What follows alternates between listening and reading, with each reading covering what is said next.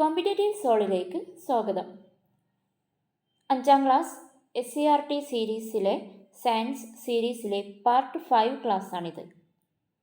ഇന്ന് പാഠം 5 ഡിസ്കസ് ചെയ്യുന്നത്. കുട്ടികളുടെ പാഠപുസ്തകത്തിൽ നിന്നുള്ള എല്ലാ പോയിൻറ്സും ബ്രീഫായിട്ട് ഇതിൽ ഉൾപ്പെടുത്തിയിട്ടുണ്ട്. അതുപോലെ തന്നെ ടീച്ചേഴ്സ് ഹാൻഡ് ബുക്ക് റെഫർ ചെയ്ത് അതിലെ എല്ലാ ഇമ്പോർട്ടൻ്റ് ആയിട്ടുള്ള എല്ലാ പോയിൻറ്സും ഇതിൽ ഉൾപ്പെടുന്നുണ്ട്. അപ്പോൾ ക്ലാസ്സിലേക്ക് കടക്കാം. പാഠം 5, കയ്യെത്തും ദൂരത്ത് ആകാശം. കയ്യെത്തും ദൂരത്ത് ആകാശം. ബഹിരാകാശമൊക്കെ ബന്ധപ്പെട്ടുള്ള കാര്യങ്ങളാണ് നമ്മൾ ഈ പാഠഭാഗത്ത് പഠിക്കുന്നത്. എന്താണ് ബഹിരാകാശം? ഭൂമിയുടെ അന്തരീക്ഷത്തിന് പുറത്തുള്ള വായുരഹിതമായ സ്ഥലമാണ് ബഹിരാകാശം. ബഹിരാകാശം എന്ന് പറയുന്നത് ഭൂമിയുടെ അന്തരീക്ഷത്തിന്, അറ്റ്മോസ്ഫിയറിന് പുറത്തുള്ള വായുരഹിതമായ സ്ഥലമാണ് ബഹിരാകാശം. കുറച്ച് ബഹിരാകാശ ശാസ്ത്രജ്ഞരും അവരുടെ പ്രധാന കണ്ടുപിടുത്തങ്ങളുമാണ് ഡിസ്കസ് ചെയ്യുന്നത്. ഇത് ടീച്ചേഴ്സ് ഹാൻഡ് ബുക്കിൽ തന്നിട്ടുള്ളതാണ്, പാഠപുസ്തകത്തിൽ ഇത് കാണില്ല.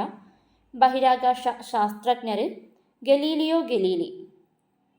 First one Galileo Galilei. Galileo Galilei ഒരു ഇറ്റലിയിലെ ശാസ്ത്രജ്ഞനായിരുന്നു. ഗലീലിയോ ഗലീലിയുടെ രാജ്യം ഇറ്റലിയാണ്. 1609 ചാരക്കണ്ണാടി എന്നറിയപ്പെടുന്ന ദൂരദർശിനി കണ്ടുപിടിച്ചത് ഗലീലിയോ ഗലീലിയാണ്. ഇറ്റലിയിലെ ശാസ്ത്രജ്ഞനാണ്. 1609 ദൂരദർശിനി കണ്ടുപിടിച്ചു. ഇദ്ദേഹം കണ്ടുപിടിച്ച ദൂരദർശിനി ചാരക്കണ്ണാടി എന്നാണ് അറിയപ്പെട്ടിരുന്നത്. അതുപോലെ വ്യായം ഗ്രഹത്തിൻ്റെ 4 ഉപഗ്രഹങ്ങൾ കണ്ടുപിടിച്ചു. വ്യായത്തിൻ്റെ ഈ ഉപഗ്രഹങ്ങൾ അതുകൊണ്ട് തന്നെ ഗലീലിയൻ ഉപഗ്രഹങ്ങൾ എന്നറിയപ്പെടുന്നു. 1610 ഗലീലിയോ ഗലീലി എഴുതിയ പുസ്തകമാണ് സ്റ്റോറി മെസ്സഞ്ചർ. 1610 ഗലീലിയോ എഴുതിയ പുസ്തകമാണ് സ്റ്റോറി മെസ്സഞ്ചർ. ഗലീലിയോ ഗലീലി ഇറ്റലിയിലെ ശാസ്ത്രജ്ഞനാണ്. 1609 ചാരക്കണ്ണാടി എന്നറിയപ്പെടുന്ന ദൂരദർശിനി കണ്ടുപിടിച്ചു. വ്യായത്തിൻ്റെ 4 ഉപഗ്രഹങ്ങൾ കണ്ടുപിടിച്ചത് ഗലീലിയോ ഗലീലിയാണ്. ഈ ഉപഗ്രഹങ്ങൾ ഗലീലിയൻ ഉപഗ്രഹങ്ങൾ എന്നറിയപ്പെടുന്നു. സ്റ്റോറി മെസ്സഞ്ചർ ഗലീലിയുടെ പുസ്തകമാണ്. 1610 ഈ പുസ്തകം പബ്ലിഷ് ചെയ്യുന്നത്. Next one Isaac Newton. Isaac Newton English ശാസ്ത്രജ്ഞനായിരുന്നു. ഐസക് ന്യൂട്ടൻ്റെ പ്രധാന കണ്ടുപിടുത്തങ്ങളാണ് ഗുരുത്വാകർഷണം, ചലന നിയമങ്ങൾ, കണികാ സിദ്ധാന്തം. ഗുരുത്വാകർഷണം, ചലന നിയമങ്ങൾ, കണികാ സിദ്ധാന്തം. 1687 ഐസക് ന്യൂട്ടൻ്റെ പബ്ലിഷ് ചെയ്ത പുസ്തകമാണ് പ്രിൻസിപ്പിയ. 1687 ഐസക് ന്യൂട്ടൻ്റെ പുസ്തകമാണ് പ്രിൻസിപ്പിയ. ആദ്യമായി റിഫ്ലക്റ്റിംഗ് ടെലസ്കോപ്പ് കണ്ടെത്തുന്നത് ഐസക് ന്യൂട്ടനാണ്. ആദ്യമായി റിഫ്ലക്റ്റിംഗ് ടെലസ്കോപ്പ് കണ്ടെത്തുന്നത് ആരാണ്? ഐസക് ന്യൂട്ടനാണ്. ടെലസ്കോപ്പ് ഗലീലിയാണ്. റിഫ്ലക്റ്റിംഗ് ടെലസ്കോപ്പ് ഐസക് ന്യൂട്ടനാണ്. രണ്ടാമതായിട്ട് സർ പദവി ലഭിച്ച ശാസ്ത്രജ്ഞനാരാണ്? Isaac Newton. Sir Isaac Newton എന്നാണ് പറയുക. രണ്ടാമതായിട്ട് സർ പദവി ലഭിക്കുന്നത് ഐസക് ന്യൂട്ടനാണ്. ഒന്നാമതായിട്ട് സർ പദവി കിട്ടിയ ശാസ്ത്രജ്ഞൻ ആരാണ്? ഫ്രാൻസിസ് ബേക്കണാണ്. രണ്ടാമതായിട്ട് സർ പദവി ലഭിച്ച ശാസ്ത്രജ്ഞൻ ഐസക് ന്യൂട്ടൺ. ഒന്നാമതായിട്ട് ലഭിക്കുന്നത് ഫ്രാൻസിസ് ബേക്കണാണ്. ബലത്തിൻ്റെ യൂണിറ്റ് എന്താണ്? ന്യൂട്ടൺ.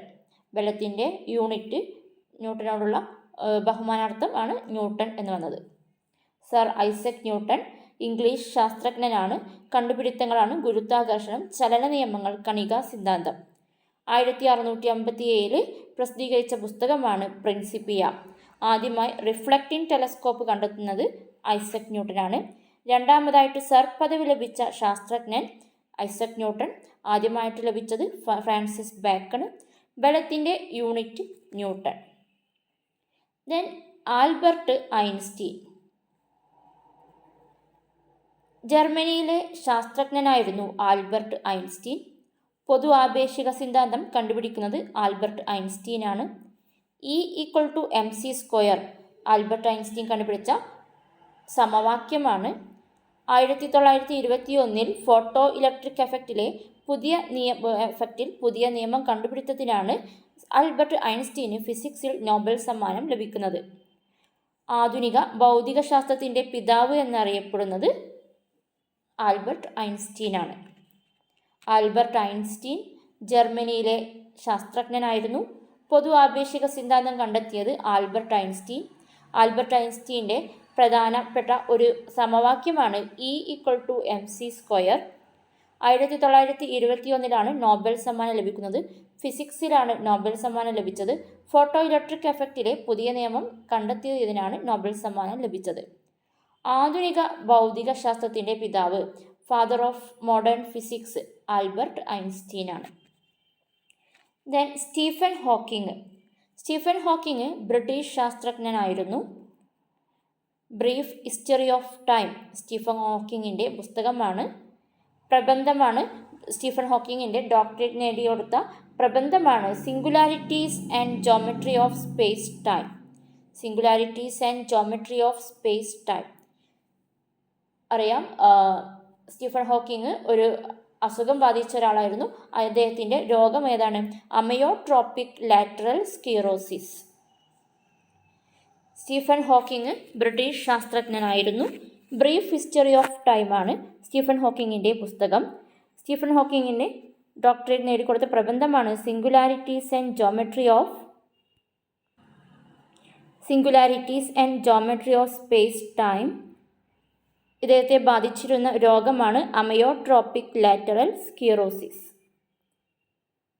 ദെൻ ആകാശത്തെ നോക്കുമ്പോൾ നമ്മൾ ഒരുപാട് ആകാശഗോളങ്ങൾ കാണപ്പെടുന്നുണ്ട്. സൂര്യൻ, ഗ്രഹങ്ങൾ, ഉപഗ്രഹങ്ങൾ, നക്ഷത്രങ്ങൾ, ഇവയെല്ലാം ഒരേ പ്രതലത്തിലാണോ നിൽക്കുന്നത്? ഒരേ വലുപ്പത്തിലല്ല, അതുപോലെ ഒരേ പ്രതലത്തിലുമല്ല. ഭൂമിയിൽ നിന്ന് വ്യത്യസ്ത ദൂരത്താണ് ഈ ഓരോ ആകാശഗോളങ്ങളും വരുന്നത്. നമുക്ക് നോക്കാം. ആൽഫ സെൻറ്റോറി എ, സൂര്യന് ശേഷം ഭൂമിക്ക് ഏറ്റവും അടുത്ത് വരുന്ന നക്ഷത്രമാണ് alpha Centauri A. Alpha Centauri A 16 ലക്ഷം ഭൂമിയെ ഉൾക്കൊള്ളാവുന്ന വലുപ്പമുണ്ട്. 16 ലക്ഷം ഭൂമിയെ ഉൾക്കൊള്ളാവുന്ന വലുപ്പമുണ്ട് ആൽഫ സെൻറ്റോറി എക്ക്. അതുപോലെ തന്നെ അകലം പറയുകയാണെങ്കിൽ ഭൂമിയിൽ നിന്ന് 40 lakh crore kilometre അകലത്തിലാണ് alpha Centauri A. ഭൂമിയിൽ നിന്ന് 40 ലക്ഷം കോടി കിലോമീറ്റർ അകലത്തിൽ. ദെൻ സൂര്യന് 13 ലക്ഷം ഭൂമിയെ ഉൾക്കൊള്ളാവുന്ന വലുപ്പമുണ്ട്. 13 ലക്ഷം ഭൂമിയെ ഉൾക്കൊള്ളാവുന്ന വലുപ്പമുണ്ട് സൂര്യന്. ഭൂമിയിൽ നിന്ന് 15 കോടി കിലോമീറ്റർ അകലത്തിലാണ് സൂര്യൻ നിൽക്കുന്നത്. ഇത് ഇമ്പോർട്ടൻ്റ് ആണ്. ഭൂമിയിൽ നിന്ന് 15 കോടി കിലോമീറ്റർ ദൂരത്തിലാണ് സൂര്യൻ. ദെൻ ഭൂമി 50 ചന്ദ്രനെ ഉൾക്കൊള്ളാവുന്ന വലുപ്പമാണ് ഭൂമിക്കുള്ളത്. 50 ചന്ദ്രനെ ഉൾക്കൊള്ളാവുന്ന വലുപ്പം. ചന്ദ്രന് ഭൂമിയിൽ നിന്ന് 3.84 ലക്ഷം കിലോമീറ്റർ അകലെയാണ്. ചന്ദ്രനും ഭൂമിയുമുള്ള ദൂരമെന്ന് പറയുന്നത് 3.84 ലക്ഷം കിലോമീറ്റർ. ദെൻ നക്ഷത്ര ഗണങ്ങൾ, നക്ഷത്ര കൂട്ടങ്ങൾ. വേട്ടക്കാരൻ ഓരോ നക്ഷത്ര കൂട്ടങ്ങളെയും യോജിപ്പിച്ച് പല ഷേപ്പുകളും നമ്മൾ കണ്ടെത്തുന്നുണ്ട്. അതിലൊന്നാണ്, പ്രധാനപ്പെട്ടതൊന്നാണ് വേട്ടക്കാരൻ. ഡിസംബർ മാസത്തിലാണ് ഈ നക്ഷത്രക്കൂട്ടത്തെ കാണപ്പെടുന്നത്. വേട്ടക്കാരൻ എന്ന നക്ഷത്രക്കൂട്ടത്തെ കാണപ്പെടുന്നത് ഡിസംബർ മാസങ്ങളിലാണ്. ഗ്രീക്കിൽ ഈ കൂട്ടത്തെ ഓറിയോൺ എന്നാണ് പറയുന്നത്. വേട്ടക്കാരൻ ഡിസംബർ മാസത്തിൽ കാണപ്പെടുന്നു. ഗ്രീക്കിൽ ഓറിയോൺ എന്നറിയപ്പെടുന്നു. ദെൻ സപ്തർഷികൾ. ഏപ്രിൽ മാസത്ത് ആകാശത്ത് കാണപ്പെടുന്ന 7 നക്ഷത്രങ്ങളുടെ കൂട്ടത്തെയാണ് സപ്തർഷികൾ എന്ന് പറയുന്നത്. യൂറോപ്പിൽ ഇതിനെ ബിഗ് ഡിപ്പർ, വലിയ തവി എന്ന അർത്ഥം വരുന്ന ബിഗ് ഡിപ്പർ എന്നാണ് യൂറോപ്പിൽ ഇത് അറിയപ്പെടുന്നത്. അർസ മേജർ എന്ന നക്ഷത്രഗണത്തിൻ്റെ ഭാഗമായിട്ട് വരുന്നതാണ് സപ്തർഷികൾ. സപ്തർഷികൾ 7 നക്ഷത്രങ്ങളുടെ കൂട്ടമാണ്. ഏപ്രിൽ മാസങ്ങളിൽ ആണ് കാണപ്പെടുന്നത്. യൂറോപ്പിൽ ഇത് ബിഗ് ഡിപ്പർ എന്നറിയപ്പെടും. അർസ മേജർ നക്ഷത്രഗണത്തിൻ്റെ ഭാഗമാണ് സപ്തർഷികൾ. ദെൻ ഇമ്പോർട്ടൻ്റ് ആയിട്ടാണ് ആകാശ നിരീക്ഷണ സോഫ്റ്റ്വെയറുകളാണ് K-STAR, സ്റ്റെല്ലേറിയം. ആകാശ നിരീക്ഷണ സോഫ്റ്റ്വെയറുകളാണ് K-STAR, സ്റ്റെല്ലേറിയം. 2 സോഫ്റ്റ്വെയർസാണിത്, K-STARഉം സ്റ്റെല്ലേറിയവും. ദെൻ ഒരു സ്റ്റേറ്റ്മെൻ്റ് ആണ്. ഗ്രഹങ്ങളും ഉപഗ്രഹങ്ങളും സ്വയം പ്രകാശിക്കുന്നില്ല. അതിൽ പതിക്കുന്ന പ്രകാശം പ്രതിഫലിപ്പിക്കുന്നത് കൊണ്ടാണ് പ്രകാശിക്കുന്നതായിട്ട് തോന്നുന്നത്. നക്ഷത്രങ്ങൾ സ്വയം പ്രകാശിക്കുന്നു. അതുകൊണ്ടാണ് നക്ഷത്രങ്ങൾ മിന്നുന്നതായും ഗ്രഹങ്ങൾ ഗ്രഹങ്ങൾ പ്രകാശിക്കുന്നതായും തോന്നുന്നത്. മിന്നായം എന്ന വേർഡ് ഇവിടെ വേണ്ട, തെറ്റി വന്നതാണ്. എന്താ പറയുന്നത്? ഗ്രഹങ്ങളും ഉപഗ്രഹങ്ങളും ഇവ സ്വയം പ്രകാശിക്കില്ല. എന്നാൽ നക്ഷത്രങ്ങളോ സ്വയം പ്രകാശിക്കുന്നുണ്ട്. അതുകൊണ്ട് തന്നെ നക്ഷത്രത്തെ നമ്മൾ നോക്കുമ്പോൾ അത് മിന്നുന്നതായിട്ട് നമുക്ക് തോന്നുകയും ഗ്രഹങ്ങളും ഉപഗ്രഹങ്ങളെയും വീക്ഷിക്കുമ്പോൾ അവ പ്രകാശിച്ച് നിൽക്കുന്നതായിട്ടുമാണ് തോന്നുന്നത്. മിന്നുന്നതായിട്ട് തോന്നില്ല. ഇപ്പോൾ ചന്ദ്രനെ നോക്കുമ്പോൾ ചന്ദ്രൻ മിന്നുന്നില്ല, പ്രകാശിച്ച് നിൽക്കുകയാണ്. കാരണം ചന്ദ്രൻ സ്വയം പ്രകാശിക്കുന്നില്ല, അതിലേക്ക് വരുന്ന പ്രകാശത്തെ പ്രതിഫലിപ്പിക്കുകയാണ് ചെയ്യുന്നത്. മനസ്സിലായി തോന്നുന്നു. ഗ്രഹങ്ങളും ഉപഗ്രഹങ്ങളും സ്വയം പ്രകാശിക്കുന്നില്ല. അതിൽ പതിക്കുന്ന പ്രകാശം പ്രതിഫലിപ്പിക്കുന്നത് കൊണ്ടാണ് പ്രകാശിക്കുന്നതായിട്ട് തോന്നുന്നത്. എന്നാൽ നക്ഷത്രങ്ങൾ സ്വയം പ്രകാശിക്കുന്നു. അതുകൊണ്ടാണ് നക്ഷത്രങ്ങൾ മിന്നുന്നതായും ഗ്രഹങ്ങൾ പ്രകാശിക്കുന്നതായും തോന്നുന്നത്. ഓക്കെ, സ്റ്റേറ്റ്മെൻറ്റ് ക്വസ്റ്റ്യൻസ് ഒക്കെ വരാവുന്നതാണ്. ദെൻ സൗരയൂഥം. എന്താണ് സൗരയൂഥം? സൂര്യനും സൂര്യനെ ചുറ്റുന്ന ഗ്രഹങ്ങളും ഉപഗ്രഹങ്ങളും മറ്റനേകം വസ്തുക്കളും ചേർന്നതാണ് സൗരയൂഥം. സൂര്യനും സൂര്യനെ ചുറ്റുന്ന ഗ്രഹങ്ങളും ഉപഗ്രഹങ്ങളും മറ്റനേകം വസ്തുക്കളും ചേർന്നതാണ് സൗരയൂഥം. സൗരയൂഥത്തിലെ ആകാശഗോളങ്ങളുടെ സഞ്ചാരപാതയാണ് പരിക്രമണ പഥം എന്ന് പറയുന്നത്. നടുക്ക് സൂര്യനെ ചുറ്റും ഗ്രഹങ്ങൾ കറങ്ങുന്നു, ഗ്രഹങ്ങളെ ചുറ്റും ഉപഗ്രഹങ്ങൾ, അതുപോലെ മറ്റു വസ്തുക്കൾ, ഇതെല്ലാം ചേർന്നതാണ് സൗരയൂഥം. സൗരയൂഥത്തിൽ ഓരോ ആകാശഗോളങ്ങളും സഞ്ചരിക്കുന്ന പാതയെയാണ് പരിക്രമണ പഥം എന്ന് പറയുന്നത്. ദെൻ ഗ്രഹങ്ങൾ. സൂര്യനെ ചുറ്റി 8 ഗ്രഹങ്ങളാണ് ചുറ്റുന്നത്. ഗ്രഹങ്ങളുടെ ഓർഡർ പഠിച്ചു വെക്കണം. സൂര്യനിൽ നിന്ന് അകലത്തിലേക്ക് വരുന്ന ഓർഡർ. ആദ്യം സൂര്യന് അടുത്ത് വരുന്നത് ബുധൻ, പിന്നെ ശുക്രൻ, ഭൂമി, ചൊവ്വ, വ്യാഴം, ശനി, യുറാനസ്, നെപ്റ്റ്യൂൺ. 8 ഗ്രഹങ്ങളാണുള്ളത്. സൂര്യനടുത്ത് ബുധന്, പിന്നെ ശുക്രൻ, ഭൂമി, ചൊവ്വ, വ്യാഴം, ശനി, യുറാനസ്, നെപ്റ്റ്യൂൺ. കൃത്രിമോപഗ്രഹങ്ങൾ. എന്താണ് കൃത്രിമോപഗ്രഹങ്ങൾ? ബഹിരാകാശത്തേക്ക് അയക്കുന്ന മനുഷ്യനിർമ്മിത യന്ത്രങ്ങളെയാണ് കൃത്രിമോപഗ്രഹങ്ങൾ എന്നറിയപ്പെടുന്നത്. ബഹിരാകാശത്തേക്ക് അയക്കുന്ന മനുഷ്യനിർമ്മിത യന്ത്രങ്ങളെയാണ് കൃത്രിമോപഗ്രഹങ്ങൾ എന്ന് പറയുന്നത്. അതിനൊരു എക്സാമ്പിൾ വരുന്നതാണ് GPS. GPS-ൻ്റെ ഫുൾ ഫോം എന്താണ്? Global positioning system. GPS-ൻ്റെ full form global positioning system. India ബഹിരാകാശത്തേക്ക് അയച്ച പ്രധാന കൃത്രിമോപഗ്രഹങ്ങളാണ് പറയുന്നത്. കൃത്രിമോപഗ്രഹങ്ങളും അതിൻ്റെ ധർമ്മങ്ങളും. ഇൻസാറ്റ് വാർത്താവിനിമയം, എഡ്യൂസാറ്റ് വിദ്യാഭ്യാസം, IRNSS ഗതിനിർണയം, കാർട്ടോസാറ്റ് ഭൗമനിരീക്ഷണം, ആസ്ട്രോസാറ്റ് ജ്യോതിശാസ്ത്ര പഠനം, GSAT-7 അല്ലെങ്കിൽ എമിസാറ്റ് പ്രതിരോധം. നോട്ട് എഴുതിയിട്ട് പഠിക്കണം. ഇൻസാറ്റ് ഇന്ത്യയുടെ കൃത്രിമോപകരണങ്ങളാണ്. ഇൻസാറ്റ് വാർത്താവിനിമയമാണ് അതിൻ്റെ ധർമ്മം. എഡ്യൂസാറ്റ് വിദ്യാഭ്യാസത്തിനു വേണ്ടി, IRNSS ഗതിനിർണയം, കാർട്ടോസാറ്റ് ഭൗമനിരീക്ഷണം, ആസ്ട്രോസാറ്റ് ജ്യോതിശാസ്ത്ര പഠനം, GSAT-7 ആൻഡ് എമിസാറ്റ് പ്രതിരോധം. IRNSS-ൻ്റെ ഫുൾ ഫോം. IRNSS എന്താണ്? ഇന്ത്യൻ റീജിയണൽ നാവിഗേഷൻ സാറ്റലൈറ്റ് സിസ്റ്റമാണ് IRNSS. IRNSS-ൻ്റെ ഗതിനിർണയമാണ് IRNSS-ൻ്റെ ധർമ്മം. Full form Indian regional navigation satellite system.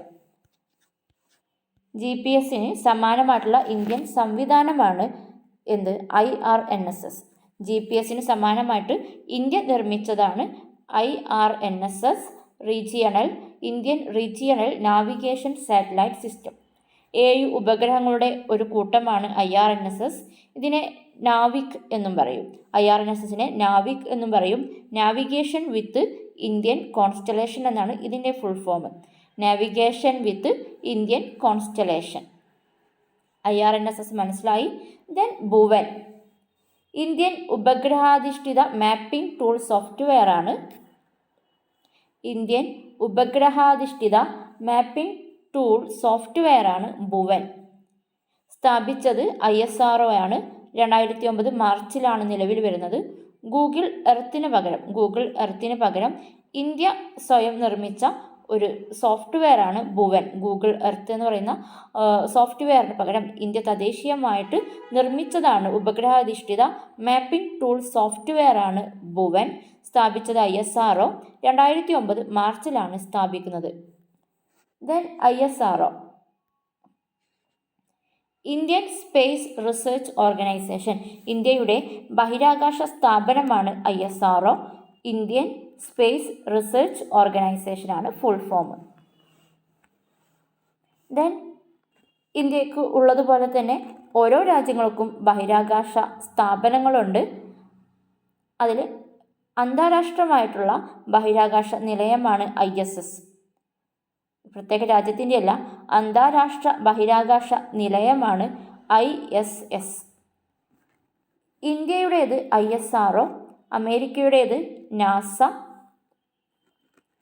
ബഹിരാകാശ സ്ഥാപനങ്ങളാണ് ISRO, നാസ, റോസ്കോസ്മോസ്, ജാസ, ESA ആൻഡ് CSA. അന്താരാഷ്ട്രമായിട്ടുള്ള ബഹിരാകാശ നിലയമാണ്, ഇത് സ്ഥാപനമല്ല, ബഹിരാകാശ നിലയമാണ് ISS. ഇന്ത്യയുടെ സ്ഥാപനം ISRO, അമേരിക്കയുടേത് നാസ, റഷ്യയുടേത് റോസ്കോസ്മോസ്, ജപ്പാൻ്റെത് ജാസ, യൂറോപ്പിൻ്റെത് ESA, കാനഡ CSA. ഇമ്പോർട്ടൻ്റ് ആണ്. India ISRO, America NASA, Russia Roscosmos, Japan ജാസ, Europe ESA, Canada CSA. ISS പറഞ്ഞു അന്താരാഷ്ട്ര ബഹിരാകാശ നിലയമാണ്. ഇത് America, Russia, Japan, Europe, Canada എന്നീ 5 രാജ്യങ്ങളുടെ കൂട്ടായ്മയിലാണ് ISS തുടങ്ങുന്നത്. ISS ഒരു ദിവസം ഭൂമിയെ 16 തവണ ചുറ്റുന്നുണ്ട്. ബഹിരാകാശ നിലയമാണ് ISS. America, Russia, Japan, Europe, Canada എന്നീ 5 രാജ്യങ്ങളുടെ കൂട്ടായ്മയിലാണ് തുടങ്ങുന്നത്. ഒരു ദിവസം ഭൂമിയെ 16 തവണ ചുറ്റുന്നു. സല്യൂട്ട് 1, ലോകത്തെ ആദ്യ ബഹിരാകാശ നിലയമാണ് സല്യൂട്ട് 1. 1971 ഏപ്രിൽ 19 സോവിയറ്റ് യൂണിയനാണ് ഇത് വിക്ഷേപിക്കുന്നത്. അപ്പോൾ ലോകത്തെ ആദ്യ ബഹിരാകാശ നിലയം ഏതാണ്? സല്യൂട്ട് 1. ലോകത്തെ ആദ്യ ബഹിരാകാശ നിലയം സല്യൂട്ട് 1 1971 ഏപ്രിൽ 19 സോവിയറ്റ് യൂണിയനാണ് ഇത് വിക്ഷേപിക്കുന്നത്.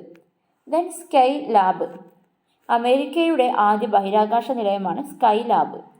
സോവിയറ്റ് യൂണിയൻ്റേത് സല്യൂട്ട് 1ഉം അമേരിക്കയുടേത് സ്കൈ ലാബും. ദെൻ മിറും സോവിയറ്റ് യൂണിയൻ വിക്ഷേപിച്ചതാണ്. ഈ മിറാണ് പിന്നീട് ISS ബഹിരാകാശ നിലയമായിട്ട് മാറുന്നത്. അതുകൊണ്ട് തന്നെ ISS ബഹിരാകാശ നിലയത്തിൻ്റെ മുൻഗാമി എന്നറിയപ്പെടുന്നത് മിറാണ്. സോവിയറ്റ് യൂണിയനാണ് ഇത് വിക്ഷേപിച്ചത്. ദെൻ ടിയാൻഗോങ് സ്റ്റേഷനുകൾ, ചൈനയുടെ ബഹിരാകാശ നിലയങ്ങളാണ് ടിയാൻഗോങ് സ്റ്റേഷനുകൾ. ദെൻ ഇന്ത്യൻ റോക്കറ്റ് വിക്ഷേപണ കേന്ദ്രങ്ങൾ. ഫസ്റ്റ് വൺ, തുമ്പ റോക്കറ്റ് വിക്ഷേപണ കേന്ദ്രം, തിരുവനന്തപുരം, കേരളത്തിലാണ് തുമ്പ റോക്കറ്റ് വിക്ഷേപണ കേന്ദ്രം ഉള്ളത്. 1963 നവംബർ 21 സ്ഥാപിക്കുന്നത്. ഇന്ത്യയിലെ ആദ്യത്തെ റോക്കറ്റ് വിക്ഷേപണ കേന്ദ്രമാണ് തുമ്പ റോക്കറ്റ് വിക്ഷേപണ കേന്ദ്രം. തുമ്പ റോക്കറ്റ് വിക്ഷേപണ കേന്ദ്രം തിരുവനന്തപുരം, കേരളം. 1963 നവംബർ 21 സ്ഥാപിച്ചു. ഇന്ത്യയിലെ ആദ്യത്തെ റോക്കറ്റ് വിക്ഷേപണ കേന്ദ്രം. രണ്ടാമത് സതീഷ് ധവാൻ സ്പേസ് സെൻറ്റർ, ശ്രീഹരിക്കോട്ട, ആന്ധ്രാപ്രദേശിലാണ് സതീഷ് ധവാൻ സ്പേസ് സെൻറ്റർ. 1971 ഒക്ടോബറിലാണ് സ്ഥാപിക്കുന്നത്. ഇവിടെ 2 വിക്ഷേപണ തറകളുണ്ട്. Satish Dhawan space centre, Sriharikota, Andhra Pradesh. 1971 October. 2 വിക്ഷേപണ തറകൾ ഇവിടെ സ്ഥിതി ചെയ്യുന്നു. ദെൻ പ്രധാന ഇന്ത്യൻ ബഹിരാകാശ ശാസ്ത്രജ്ഞരാണ് വിക്രം സാരാഭായ്. ഇന്ത്യൻ ബഹിരാകാശ പദ്ധതിയുടെ പിതാവ് എന്നറിയപ്പെടുന്നത് വിക്രം സാരാഭായ്. ഇന്ത്യൻ ബഹിരാകാശ പദ്ധതിയുടെ പിതാവ് എന്നറിയപ്പെടുന്നത് വിക്രം സാരാഭായ് ആണ്. Vikram Sarabhai space centre, Thiruvananthapuram. വിക്രം സാരാഭായുടെ ബഹുമാനാർത്ഥമാണ് തുമ്പ തിരുവനന്തപുരം ബഹിരാകാശ സെൻറ്ററിന് വിക്രം സാരാഭായ് സ്പേസ് സെൻറ്റർ എന്ന് പേര് നൽകിയിട്ടുള്ളത്. ചന്ദ്രയാൻ്റെ ലാൻഡറിൻ്റെ പേര് വിക്രമാണ്. വിക്രം സാരാഭായോടുള്ള ബഹുമാനാർത്ഥമാണ് ഇത് നൽകുന്നത്. ഇന്ത്യൻ ബഹിരാകാശ പദ്ധതിയുടെ പിതാവ് വിക്രം സാരാഭായ്.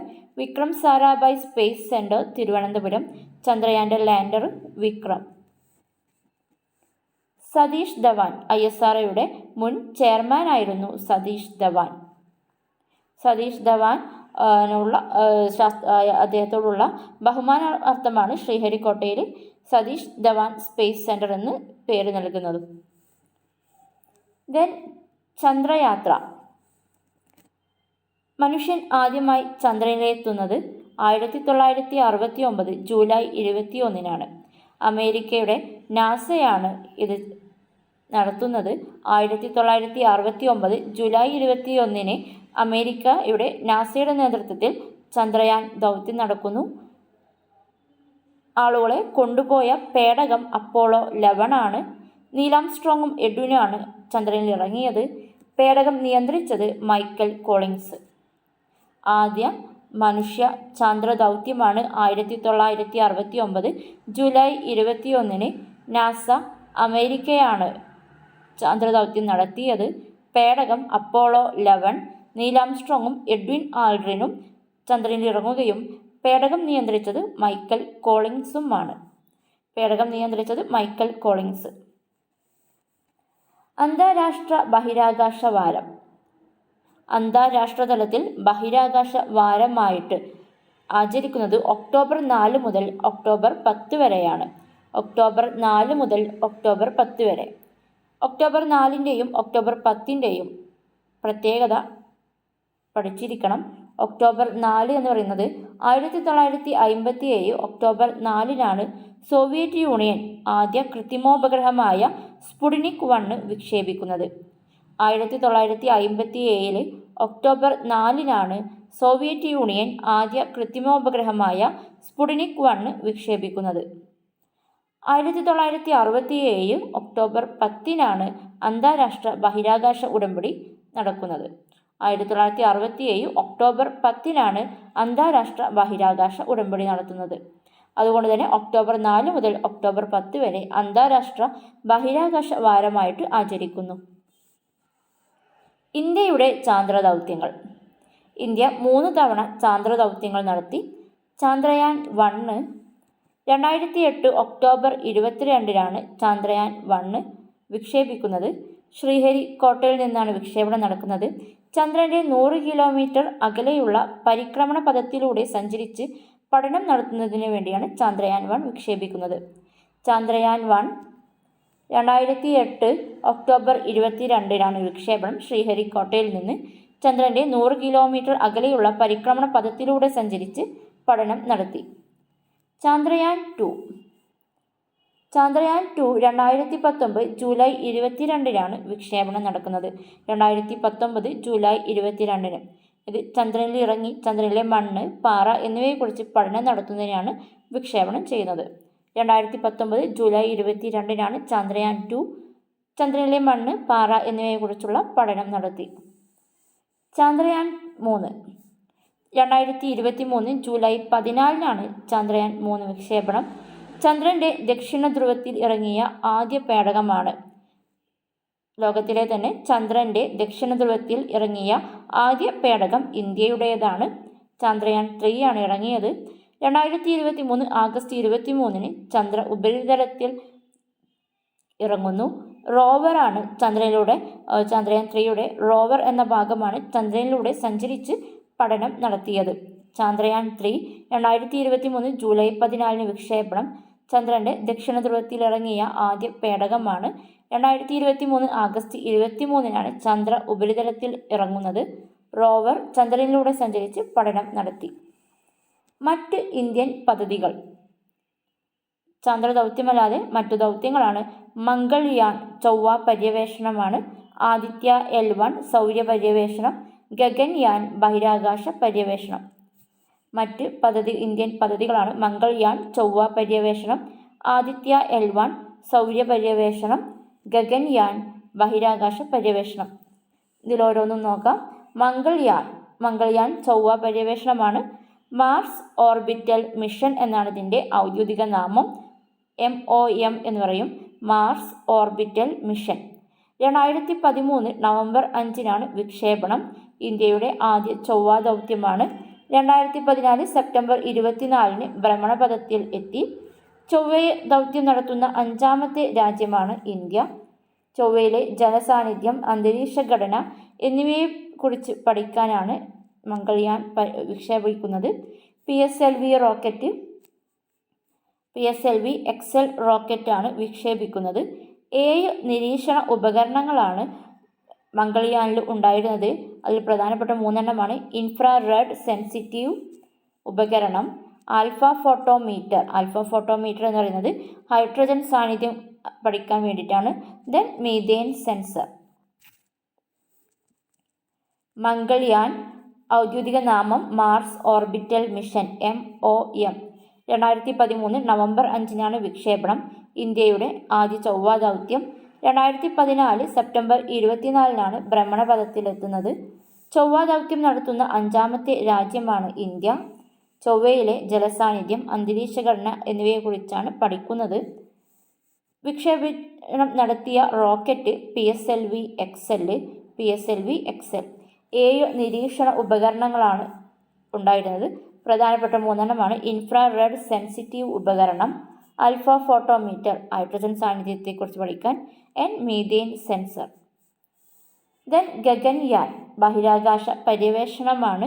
ഗഗൻയാൻ മനുഷ്യനെ ബഹിരാകാശത്ത് എത്തിക്കാനുള്ള ഇന്ത്യയുടെ ആദ്യ ദൗത്യമാണ് ഗഗൻയാൻ. Rocket LVM-3. ഗഗൻയാൻ വിക്ഷേപണം മനുഷ്യനെ എത്തിക്കാനുള്ള റോക്കറ്റാണ് LVM-3. ഇതുവരെ മനുഷ്യനെ എത്തിച്ചിട്ടില്ല. അതിനുള്ള തുടക്കം കുറിച്ചതാണ് ഗഗൻയാൻ. മനുഷ്യനെ ബഹിരാകാശത്ത് എത്തിക്കാനുള്ള ഇന്ത്യയുടെ ആദ്യ ദൗത്യമാണ്. മനുഷ്യനെ കൊണ്ടുപോകുന്നുള്ള റോക്കറ്റാണ് LVM-3.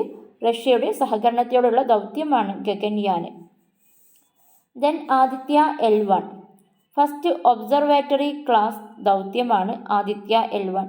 സൗര പര്യവേഷണമാണ്. കൊറോണോഗ്രാഫി ബഹിരാകാശ പേടകം. സൂര്യൻ്റെ കൊറോണ ഉപരിതലത്തെക്കുറിച്ചാണ് ഇത് പഠിക്കുന്നത്. കൊറോണോഗ്രാഫി ബഹിരാകാശ പേടകം. ഹലോ ഓർബിറ്റിൽ നിന്നിട്ടാണ് ഇത് പഠനം നടത്തുന്നത്. ലഗ്രാഷ്യൻ പോയിന്റ് 1-ന് ചുറ്റുമുള്ള ഹെലോ ഓർബിറ്റിലാണ്